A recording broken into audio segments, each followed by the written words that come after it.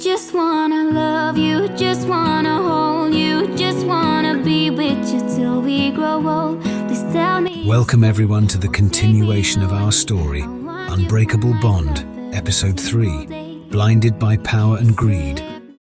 It has been almost 2 months since Edward arrived back in England, and in that time, Edward's father's real intentions came out. He wanted to control not only Edward's brother Charlie's life, but Edward's as well. Unknown to Sir Arthur, Edward is more than just the youngest son of a powerful and corrupt politician. Edward in his own right has political power behind him as well. It may not be English political power, but it is still power all the same.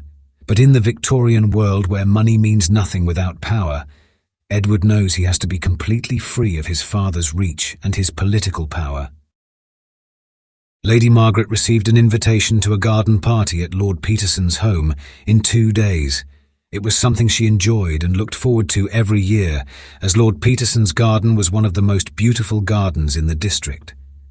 Isabella was sitting in the parlour reading a few documents for Edward's new export order for coffee to Italy and Germany when Lady Margaret entered the room. "Would you like to accompany me to a garden party at Lord Peterson's home on Wednesday?" asked Lady Margaret. "Yes, please," replied Isabella. "Any excuse to walk in that paradise of a garden?" "I wish Edward was here to join us," said Isabella. "Yes, we both do, but he did have to travel to Lloyd's in London to have the ships and their cargo insured before travelling to Italy and prepare the manifest of the cargo going to Colombia as required, in exchange for the coffee on the return trip back to Italy," explained Lady Margaret. "My Edward likes to make sure everything is in place and runs smoothly. That's his way. And as Edward has said before, never leave an important job to those who know nothing or care when others can lose everything." Later that day, Lady Margaret was about to go walk into the garden when she noticed someone walking on the path towards her. At first, Lady Margaret could not see who it was, as the sunlight was in her eyes, but as soon as the lonely figure spoke, "Good afternoon, Lady Margaret," she knew who it was straight away. "My dear Captain, what brings you to Oakfield?" "Master Edward asked me to collect a few documents and a notebook," Edward said. "Isabella would know which ones I needed. It also gave me an opportunity to talk with Master John about some herbal remedies for my stomach." "I remember you talking about the wonder of herbal healing in the hands of Master John," said the captain. "He is the best person to see regarding herbal for the body and mind." "Have you time to walk with me in the garden, Captain?" asked Lady Margaret. "It would be my pleasure to escort you into such a wonderful garden on a perfect summer afternoon," replied the captain. Edward had concluded his business with Lloyd's and sent a note to Charlie to meet with him in Hyde Park before Edward travelled to Southampton to board a ship bound for Italy. It was midday when Charlie met Edward.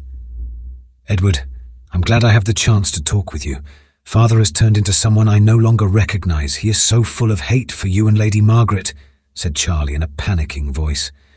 "Hate is a strong word, brother. But it's true, Edward. He cannot forgive you for turning down the chance to marry Lord Kemp's daughter, and any chance of father had to join the Freemasons using Lord Kemp and his friends.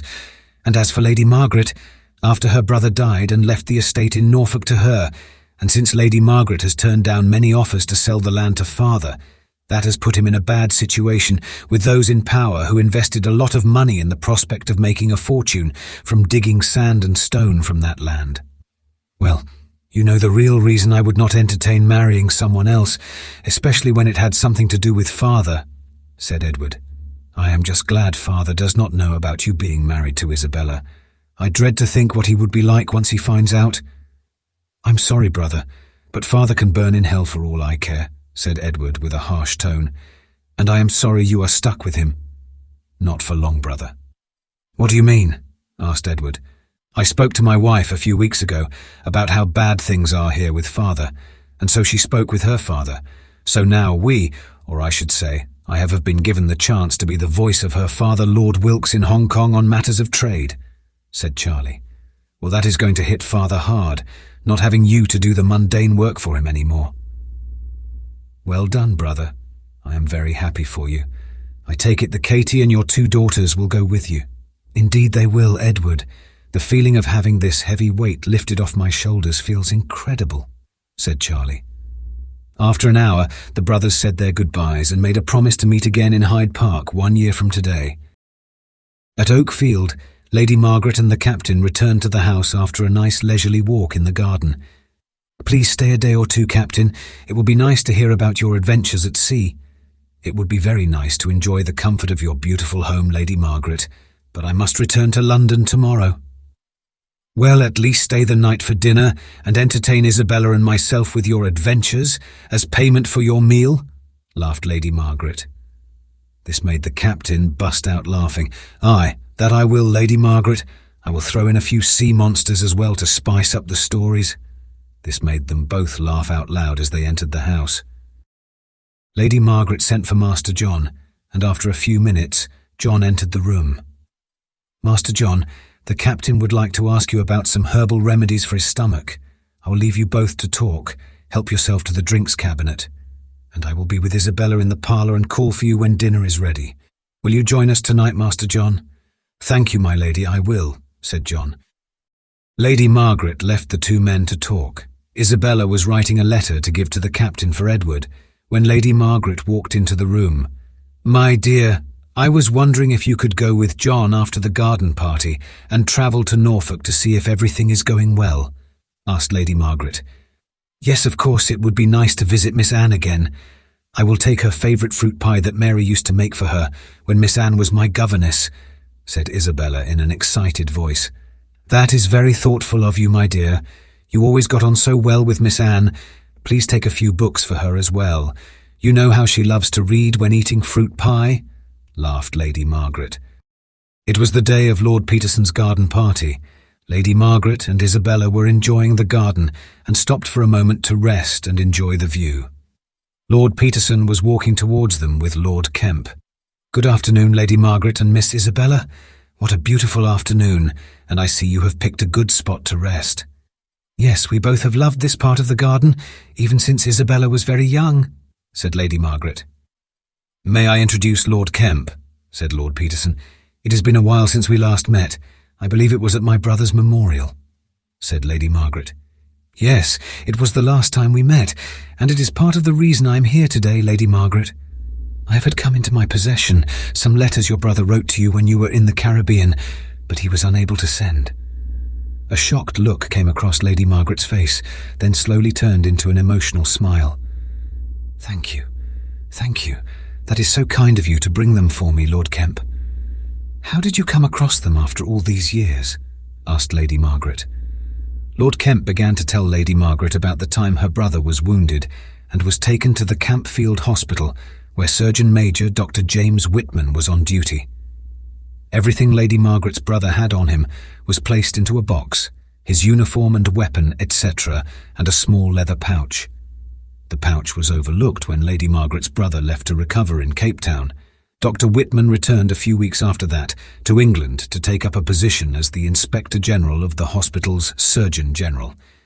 Where he worked until his death last month, the pouch was found, and as it had the regiment crest, it was then handed to Lord Kemp, as he was the only Brigadier General of the regiment not overseas.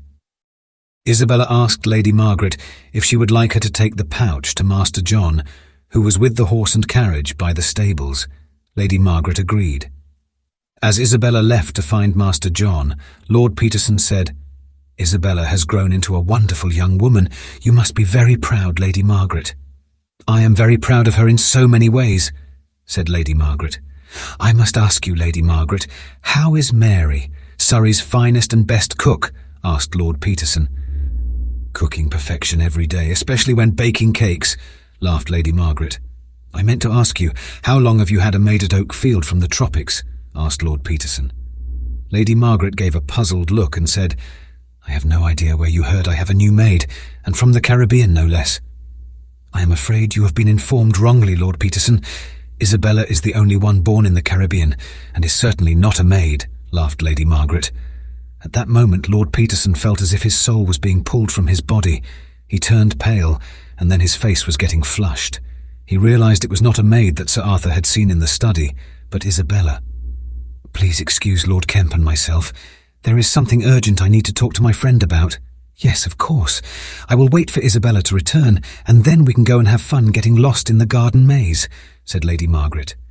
When you let others control your life, that's when you realize you have no life to call your own. You set my world on fire. Meanwhile, back in London, Sir Arthur has been busy entertaining his friends from Parliament and the bank. He had also been to a few disreputable places where only the corrupt would dare go. Charlie had noticed a very dark change in his father, and this had made up his mind to leave London for Hong Kong when his father had left for his trip to Norfolk. Sir Arthur had been busy with sending messages to Colombia and America, and now is more than ever determined to have complete control. Sir Arthur said in a loud, angry voice to Charlie, "Your brother is mistaken if he thinks he can just walk out of the future I have planned for him." Talking to himself, Charlie said in a low voice, "You mean your future. I will soon have Edward back on the path I have made for him, and everything will be as it should. Charlie, take this letter to the landlord of the Merchant's Tavern at the docks, and then go to the Bank of London. A gentleman at the first desk will give you some sealed documents for me." Charlie made his way out of the house. "On my way to another fool's errand, for Father George." "Be careful, Master Charlie. The Merchant's Tavern is not the best place for a gentleman such as yourself," replied the doorman. Charlie looked surprised and said, "How did you know where I am going?" "Oh, never mind, it does not matter right now." Charlie went across the street and set off for the tavern. Isabella and John arrived at Miss Anne's cottage in the village of Aylsham in Norfolk. The cottage was near the local church and the village green. The door opened as Isabella and John entered the gate when a very excited woman in her 50s came rushing out of the cottage and said in an excited voice, "Isabella, you have arrived with perfect timing. I was just about to go into the village for a few things." "We would like to accompany you into the village, Miss Anne. May we place our things inside for now?" asked Isabella. "Yes, my dear, just leave them inside for now. Master John, it is so nice to see you again. I'm so grateful for the herbal remedy for my knee. I've not had any pain for years now." "Apart from old age pains," laughed Miss Anne. In the village, Miss Anne stopped at the bakery for some fresh bread and milk. John waited outside as Isabella and Miss Anne went inside. "Well, look who is here with Miss Anne," said a young woman behind the counter. She was talking to someone at the back of the shop. An elderly man came out from the back, put his arms in the air, gave a delighted little laugh, and rushed around the counter. "Isabella, you are a sight for sore eyes. Let me look at you. My, you have turned into a fine young lady. It has been a long time since we last saw you. What is it, 9 or 10 years? "Hello, Mr. Green. It has been a long time, and if I remember rightly, it was 9 years ago, the last time I was here. It was for Miss Jane's 12th birthday, and we had so much cake I was full for a week," laughed Isabella. "How are you, Jane?" asked Isabella to the young woman behind the counter. "I am very well, thank you for asking. We must find time to talk more, maybe later today or tomorrow. Master John and I are here for a few days," said Isabella. "Master John is here in the village," said Jane in an excited voice, tidying her hair at the same time.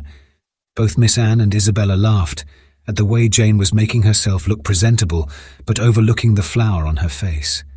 "Here, let me. Wipe the flour from your face," said Isabella. "Please do come and join us at the cottage later, both of you," said Miss Anne. Sir Arthur arrived in Norfolk and set off for Aylsham. Once he was there, Sir Arthur met with a few landowners and the vicar from the church. They were having a meeting at Sir Webster's house. "Gentlemen, what progress have we made on obtaining the farms and cottages around Lady Margaret's land?" inquired Sir Arthur. "We have acquired almost all the cottages and half the farms," said one landowner called Pete Turnbull, one of the greediest men when it came to money you could ever meet. "We must find a way to get rid of everyone." "Vicar, is there a way the church can make this work?" asked Sir Arthur. "Well, maybe on a few cottages we could persuade some to sell and leave with a bigger offer," said the vicar. He then went on to say, "None that are left have any family. So if something was to happen, no one will notice," said Sir Arthur. "Now steady on, old chap. We do not want to resort to violence," said Sir Webster. "No one will be hurt unless they are completely stubborn," said Sir Arthur. "The choice is all of them gone, or we all lose making a lot of money in the future." Everyone agreed, and also agreed to let Sir Arthur handle it all from now on. Over the next few days, Isabella and John went to Lady Margaret's brother's land and saw a few empty cottages and farms, but as it is nothing unusual to see such places empty in the countryside, nothing seemed to be wrong. One morning, as John was in the village buying some tobacco, he noticed a gentleman walking across the street. John said to himself, "That's not a good sign." John had seen Sir Arthur. Once John got back to Miss Anne's, he asked Isabella to stay at the cottage until he returned later. Isabella knew that when John asked something like that, it was best to obey. "Very well, Master John. I will wait for your return later today." "Miss Anne, do you know why there are a lot of cottages and a few farms empty?" asked John. "Oh, those on the other side of the river, you mean? Yes, they sold them to that Turnbull chap.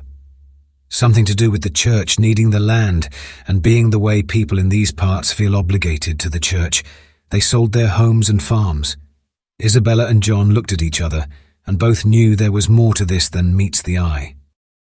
While Sir Arthur is away, Charlie, with the help of George the doorman, has removed all of Charlie's, Edward's, and all the personal things that belong to their mother. Everything has been packed into travelling trunks, ready to set sail with Charlie and his family for their new life in Hong Kong. "Well, this is it, George. I am finally going to be free to live my life as I want." "I wish you all the best, Master Charlie. I am so pleased you are following in Master Edward's footsteps. I never thought this day would ever happen, but Father has never been a father to us, really, even before Mother died." The two men shook hands and said their goodbyes when Charlie stopped and turned around. "George, one question. That time you told me to be careful at the Merchant's Tavern.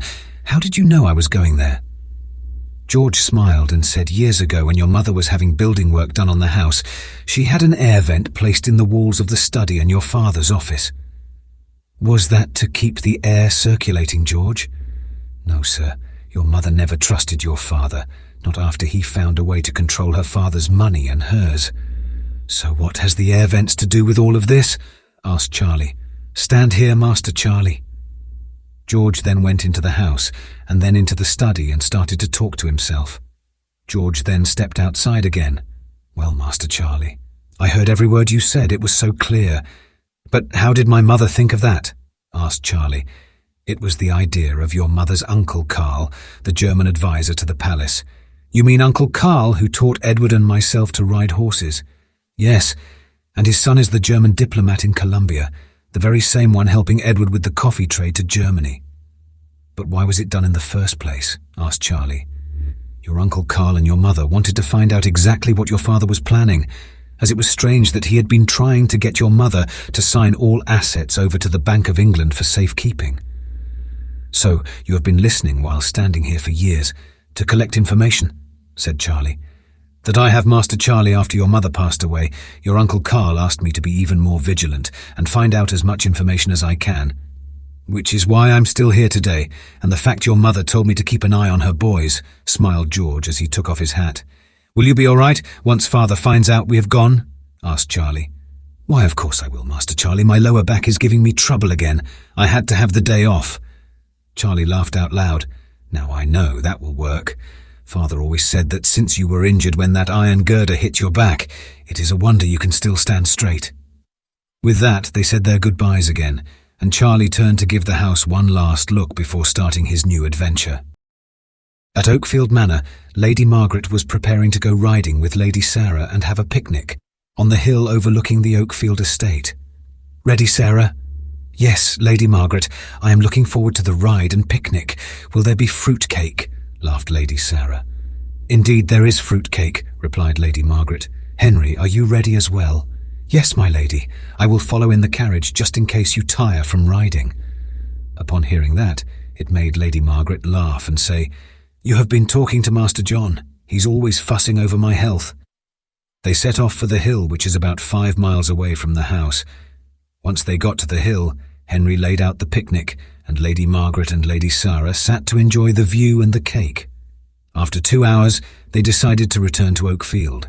On the way back, they decided to ride across the open fields, which they had done many times before. Henry was taking the dirt road back to the house, always watching the riders in the distance.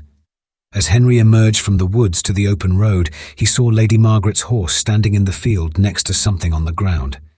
Lady Sarah was riding towards him, calling for help. Henry opened the gate and rode across the field to the horse. It was then he saw Lady Margaret lying on the floor.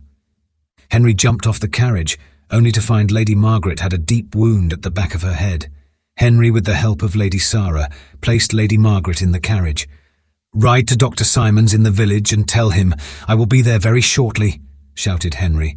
"And tell him what happened." Lady Sarah rode off at speed.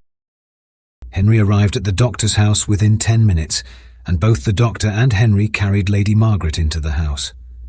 After examining Lady Margaret's wound, Dr. Simons noticed Lady Margaret's breathing was getting less and less. He turned to Henry and said, "Please fetch Mrs. Turner and her sister from next door." "Is there anything I can do to help?" asked Lady Sarah. "Please sit and comfort Lady Margaret for a while." Henry returned with both women and was shocked to see Lady Sarah in tears, and Lady Margaret's face was covered with a sheet. The doctor was standing there with his head bowed. He turned to all three of them and said in a sad tone, "Lady Margaret has left this world."